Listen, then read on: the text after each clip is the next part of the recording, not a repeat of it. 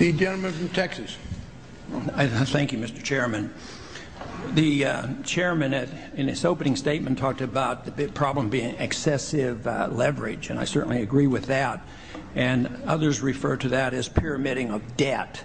And then we run into trouble, and we come up with the idea that regulations will solve this without asking the question, where did all this leveraging come from, and how much of it was related to easy money from the Federal Reserve and artificially low interest rates. So I'm very skeptical of regulations per se, because I don't think that solves the problem. And, of course, everybody knows I'm a proponent of the free market, and this is not certainly free markets that got us in this trouble, and this certainly won't solve it. But, you know, in other areas, we never automatically resort to regulations. When it comes to the press, if we had regulations on the press, we would call it prior restraint, and we would be outraged. If we wanted to regulate personal behavior, we would be outraged and call this legislating morality. But when it comes to economics, it seems like we have been conditioned to say, oh, that is okay because that's good economic policy. I accept it in the first two, but not in the third, and therefore I challenge the whole system. And it hasn't been that way forever. It's really been that way since the 30s, and about 75 years, that we in the Congress have deferred to the executive branch to write regulations, which are essentially laws.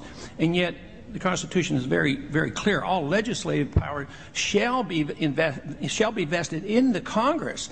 So we write laws and we transfer this power. So essentially we've done this for years. We have reneged on our responsibility. We have not met our prerogatives, and therefore we participate in this. But in your position, you have been trained throughout your life to be a regulator, and that is something I know you can't deal with. But there is one area that I think that you might be able to shed some light on and work toward the rule of law. Because, you know, traditionally under common law, it's always, and our system has always assumed that we're innocent until proven guilty. And yet, when it comes to regulations, first we allow the executive branch to legislate as well as the court. But in the administrative courts, we're assumed to be guilty until proven innocent. You're in charge of the IRS. The IRS does this.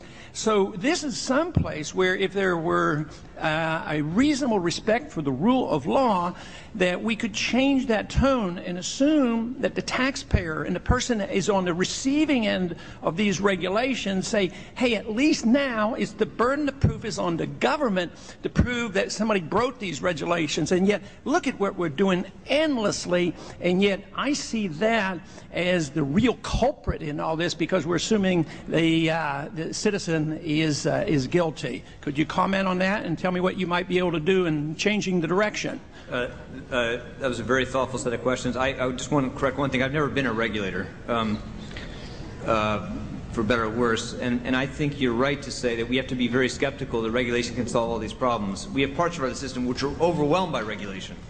Overwhelmed by regulation. It wasn't the absence of regulation that was a problem. It was despite the presence of regulation, you got huge risks built up.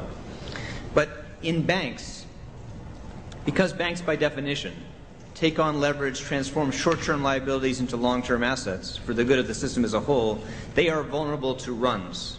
Because they're vulnerable to runs, governments around the world have put in place insurance protections to protect against that risk.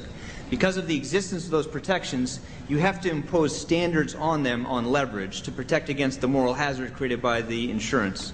That is a good economic case for regulation.